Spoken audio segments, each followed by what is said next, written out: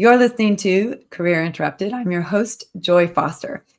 Have you ever thought of becoming an EA? You're going to love Fern Fuller's story of triumph over challenge, a single mom who's built a very successful founder-associate business and now is teaching others to do the same. I have the great privilege and honor of also being her coach, and I've worked with her for several years and I've watched her journey unfold, and it is phenomenal. So Fern, welcome to the podcast. Let's dive right in and let's talk about some career interruptions that you've had in your life. Can you describe some of the career interruptions that you faced? Well, yes. I mean, I have an obvious one, which is having a child, which put a big stop to working all the hours that I possibly could. I was already an EA, but I was attending live events, evening events, weekends away. I was traveling overseas, and that did come to a bit of a grounding halt. I had a child. I also then got divorced. So that meant that the other support person in the household wasn't there. So then I needed to find something that worked for me and for Thomas, and that I could actually afford to live. So I carried on working, but it was part-time. The salary was reduced. I felt grateful for having a job that worked around the school run. I have stories of speeding home from work for school pickups. I was pulled over and had to phone someone to go get Thomas because the car hadn't been MOT'd. You know, all of that sort of chaos that comes with being a mom working part-time, but not actually stopping after work because you're still the mom. I was really fortunate. I worked for Virgin Holidays. So I left a big corporate and I worked for a smaller company called Genius Within, which was fantastic. It was local and it was a thriving, growing company. And I got involved in everything, which really made me joyous. It was my zone of genius. I was working in, across everything and growing it as their business grew. And they were putting people in roles as my role developed, but I carried on supporting the founder of that business. And I really thrived and enjoyed that. COVID came, another big career interruption. I was employed throughout COVID and worked from home and juggled having Thomas here. But at the end of COVID or going into that second year, I was exhausted. I'd managed the front part of the business. I got quite comfortable working from home, even though work was just down the road. And I stopped. I was burnt out. I looked in hindsight, I didn't realize I was burnt out. I am 53 years old. So, with the joy of hormones and perimenopause, just basically all collided at the same time. And I remember sliding down the wall in my home office going, I just can't actually. And I handed in my notice. I had some money saved, 2 or 3 months worth of what I call bill money. So I had that gap.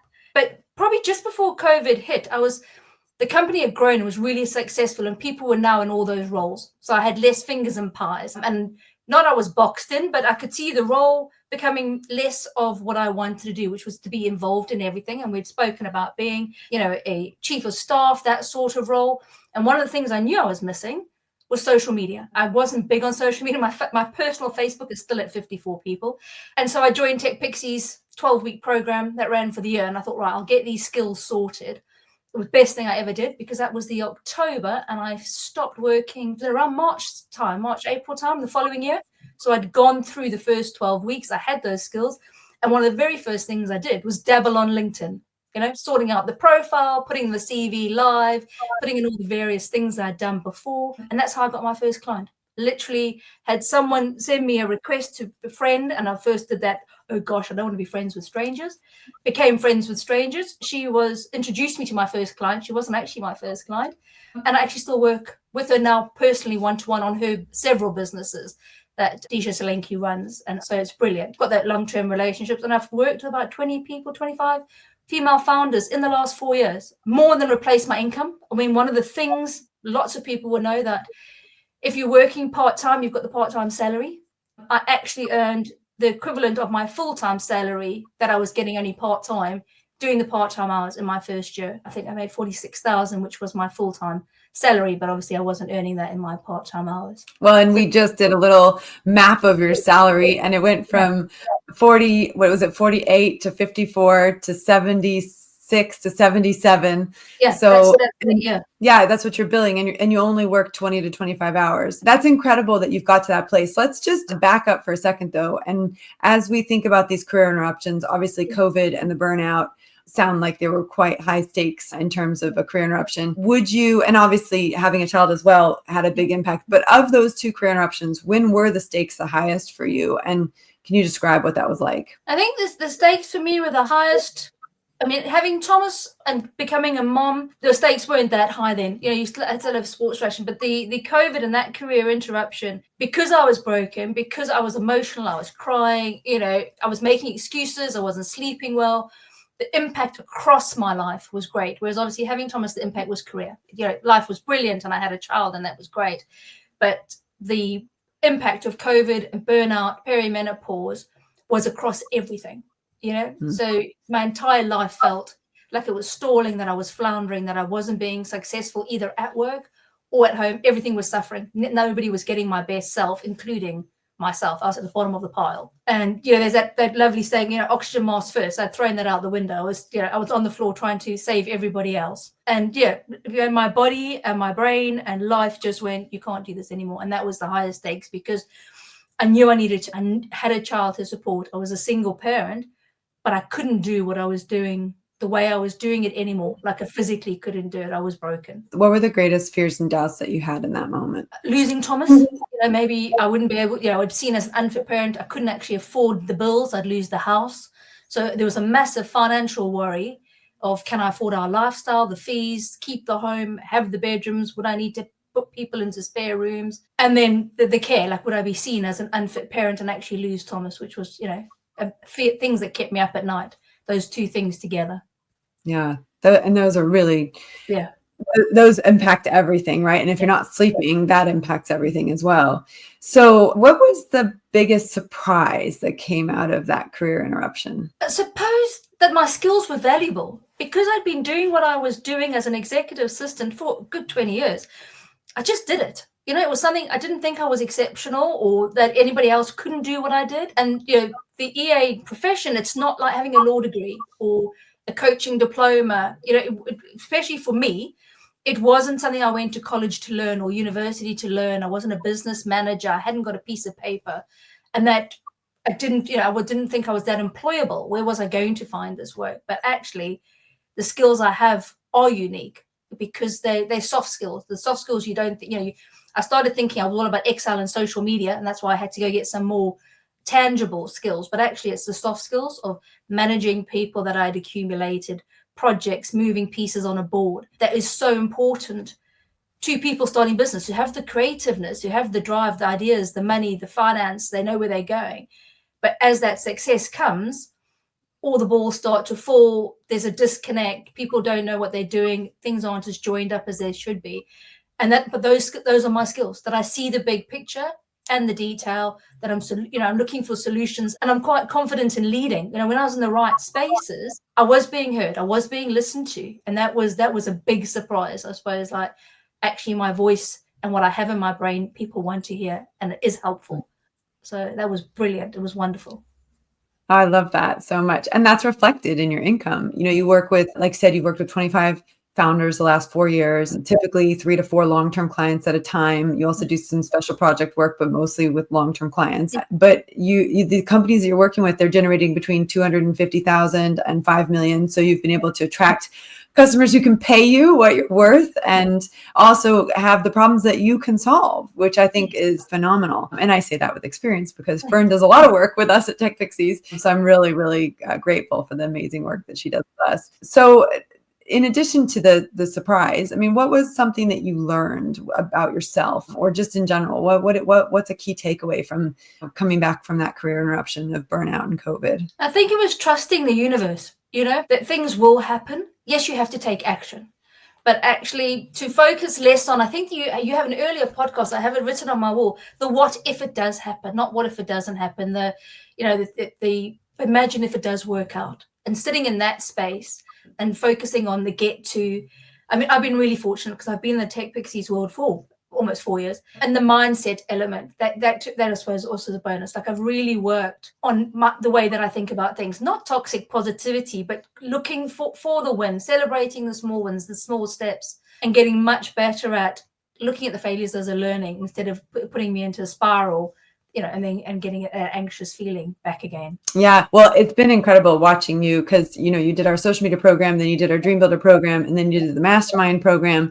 And now you actually coach in our business program. But what's exciting too for me is to see your confidence and in yourself and in your skill set and in what you have to offer grow. And now, 4 years later, you are actually putting together a program called the EA Accelerator, where you're going to help other women learn how to do what you do, just like I did that with social media to teach people to learn what I did so that they could do it themselves and they can start making really great money working part-time. Do you want to tell us a little bit about the EA Accelerator and how it came about? Well, yes. So the EA Accelerator has come about. It's something that I've been speaking to you about, Joy, for a good 18 months. Like, what would it look like? Who is it for? Is it, how can I do it? With the frustration being when I work with founder, owner, women growing businesses, finding the right people, having people in their business that the role has outgrown or they've outgrown the role, people who are starting businesses coming out of corporate are brilliantly skilled at their ideas, but not the pieces, and they've never had an assistant before. They're not aware of all the various intricacies that come. They've only seen a very small part of the business that they're coming out of. And I've recently had to try and recruit replacements for myself. So one of the things that I do is get people to a place where they are ready to grow. And sometimes that's me exiting and being more of a coaching place. But then I need someone to come in with a very similar skill set to me, who's not just opening an inbox and putting labels on, but is thinking, well, if this person cancels this meeting, or if this piece of paper doesn't come in on time, this happens. Not just booking travel and putting that day in, but then going, well, I better book out the morning before and the evening after. Actually, train tickets need to happen, and all those pieces that are around just that one event, that it's not just a standalone, and seeing how the company works together. Like if something's happening in the finances, how's it happening in the marketing? Has the marketing people who are doing this brilliant thing actually told the social media person? Is it in the newsletter? Has the accountant heard that we're about to spend all this money? So it's pulling all those pieces together, not necessarily doing all the doing, but being in that space. And I've struggled to find people. I found people who are willing and have the skill set, but then there's the tangible skills, like how to use G Drive. A lot of people coming out of corporate, especially executive assistants and VAs, haven't been in the G Suite world. G Suite, Google is actually still relatively new. If you think about it, it's under 10 years old in terms of a program that corporates have taken on. And it's brilliant for founder owners because the software is so much more accessible. You don't need a team. Like what I find, you need a bit of a team for Microsoft to manage all the security behind the scenes. So yes, there's a lack of what it can do, what it can't do, how you can make tech. That's interesting. So as you get a company set up and ready to take on EAs, you have found it hard to bring in EAs that actually have the skill set that you have. And that's why you've launched EA Accelerator, is to give people that skill set. So number one, you can recommend the people that you've trained properly. And two, that you are imparting the correct wisdom with people that want to do that sort of work. I think there's a lot of women that, I was thinking about this earlier, whether or not it's sexist to say this. My husband always checks me on when I say when it's sexist. But I do think women make great EAs and great chief of staff, great business, operations managers. Yes. I mean, they also make great CEOs. Don't get me wrong. But I think it takes two to tango, right? So for every person who's willing to be the visionary in a business, there's a person that has to be willing to be the integrator and make it all happen behind the scenes. And, I know that very well because I have a team of people that do all of that stuff for me so that I can do what I do best. But what we're saying here is there's an incredible opportunity to pick up a skill that's going to make you a really good earning part-time flexibly, and you have the roadmap to do it. Yeah. And I think, Joy, you mentioned the visionary and the integrator, and that role is what people forget is the integrator is also a leader. When you go and you're working for a founder, owner, a woman in business, they want you to come in with the solutions and the ideas. They're looking at you as the expert. So it's really important to try and get those EAs and VAs into the mindset that they are the expert. That when they go into a business, to not defer to, there's between the integrator and the visionary, there's a time when the visionary leads and there's a time when the integrator leads. There's a time when the operations person leads in place of the CEO, because that's how it works. That's how companies work. You can't be the best at everything, but also I talk about the shiny sparkly and having to go like enough shiny sparkly now, like you have to implement this, like I have to slow you down. And it's not stopping that visionary energy, but it's going, in order to get your visionary energy to the end, to make you profitable, you need an integrator, you need a VA, you need an EA, you need someone to be your second brain almost, that you can have that confidence to focus your attention where your attention needs to go. And I do think women as you say, it's that balancing, it's that multitasking, but not multitasking like you run a house and you can, stir a pot with a baby on your hip. It's more about you've got the school emails coming in, you're running your career, all that, they call it the hidden cognitive stuff, like a birthday party's coming up, there's a present, there's a card, Christmas, and the nature of how we've been brought up. I don't think it's safe to say those are the roles. I think, especially in my age group, I'm 53. I'd say, probably people under 45 have seen different, roles and demographics and more sharing in households and roles. But there is still that weighting towards one person in a relationship. And I think it's a skill set. I know that I didn't choose to be an EA. Like if I go all the way back to school, I was doing sciences, geography, maths, was looking at doing that sort of career, but I'm really good at organizing. It's something that's inherent in me that, whenever we went anywhere or did anything, I need to know all the pieces. I need to know the big picture to do the detail. And that is a valuable skill. It's a job by itself in its right. And I remember when I was exiting corporate and we were looking for EAs and VAs, they were looking at graduates with business degrees. It is a career. It is a role. It's not a Girl Friday secretarial role. It's a role in itself. When you said, you can also be a CEO. Actually, when I worked at Virgin, I had a brilliant boss, Stuart. And I remember him saying to me, how about applying for the job as the call center manager? And I remember the conversation. I was like, well, am I doing something wrong? Like, I like my job. And he was seeing it as progression. Like, I'm going to move you out of this EA role to a call center manager. But actually, I was like, this is my job. This is a valuable job. I don't need to grow it. If I wanted to, I could. But I want to be the best I can and be paid for what I do really well and seen for what I do really well. But I didn't need to become a call center manager for that. I just needed this role to be acknowledged. And you see the terms now: founder, associate, generalist, CEO, online business manager. And they all are all similar roles. It's managing and doing the managing for somebody who wants to focus on something else. And even with AI and tech, it just means you're going to get faster and quicker in doing what you're doing. Those connectivities, those relationship buildings, the dependencies, the interlinking, that is something that AI is not ready to be doing yet or doing. Yeah, no, I agree with that totally. Well, I've put a little note up on the screen for people, fantastic. But if you are interested in the EA Accelerator, then we want you to email support@techpixies.com or fern@fernfullerservices.com with the words EA Accelerator. So if you do that, we'll send you information about it. Fern and I have been working together on this, like she said, for 18 months. We're so excited to be releasing this into the world. I am putting 3 of my team members through the EA Accelerator because I want them to get the skills and knowledge that Fern has and up-level our team. Fern, let's just close with your motto. What is a motto that you live by? I suppose it's doable, and the devil's in the detail. But it is possible. It's doable, which is something that I'm known in my family as being not the negative person, but I'm always looking at everything. I'm looking at the big picture, so both the positives and the negatives. But I am learning to look at what if it actually happens, not what if it goes wrong, but what if. And that's the space that I think we should all be in. What if it actually works out? And I think, Joy, we've mentioned just before we came on this call, and you said, hold the space for everything to be a success. And I said, actually, I just told Thomas about the fact that I was coming on this podcast, that we were going to be talking about it at the end, and that I'm already planning what my revenue could possibly be and how many people I could be serving and impacting. Because I do see the change when I work with founder owners and they get that time back and they can grow their companies. It's a blessing that they get that space. Thanks, Fern, for coming on the podcast. I'm so grateful. And I know that this is, by the way, just so everyone knows, that it's a beta version. So it's the first launch of this, and we're only offering 10 places. And it's at a very nice discount for the very first 10 people. After that, the price is going up. So if you want more information and you want to be in that beta group, you need to get in touch with us ASAP. Thanks, Fern. I appreciate you coming on.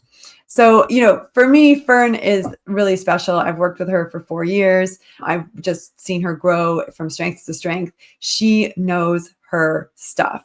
She's really good at it. And that's why I have asked her to come and upskill my whole team with the amazing skills that she's got. So if you are someone watching this podcast or listening to this podcast and you're thinking, hey, I've got some great social media skills because I've done TechPixies, and now I want to add in some EA skills so I can be more versatile, get more work, this is an opportunity for you. On the other hand, let's say you have been in the TechPixies world for a while, you've never done our social media course, but you'd really like to explore being an EA. This is the opportunity for you. Or if you are already a VA PA and you want to up level and start earning more and take on more of an operations role, this is the course for you. I mean, you're not going to get a better opportunity than to learn from someone who is genuinely making waves and is genuinely generating income that most people would be jealous of on a part-time basis. She's a very responsible, hardworking, incredibly wonderful person to learn from, to connect with, to be coached by. I mean, she's now coaching me and my team. And so I just want to say, heartfelt promotion on this 100%. I believe in Fern and this EA Accelerator. And I know it's going to be a great opportunity for anyone who's really thinking about going down that route or expanding their skill set in that area. So thank you for listening. And we hope that you've enjoyed this podcast, and we'll see you soon for the next podcast, which is a very special guest. So if you are still listening, and you want to be in on the next podcast, I'm going to be interviewing Rainer Wynn, the author of The Salt Path. And I'm going to do that on Saturday morning, the 7th June. And so I think it's going to be around 11:15 a.m. So if you are listening to this podcast and you would like to go live with Rainer Wynn, the author of The Salt Path, which has now been turned into an amazing movie, then do come and join us for that. Speaking of which, we have an incredible event, and you'll be able to listen to it on replay if you missed the live.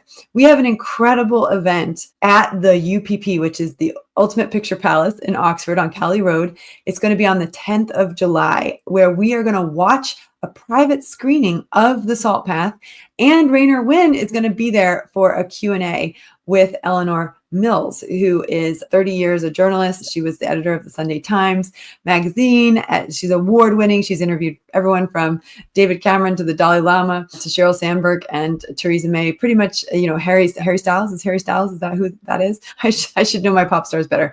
Anyway, she's going to be at the event as well, interviewing Rainer Wynn before we do the private screening. So the other cool thing about that event is we're going to take donations to raise money for Crisis, which is a charity that helps homelessness, something that's really important to Rainer Wynn.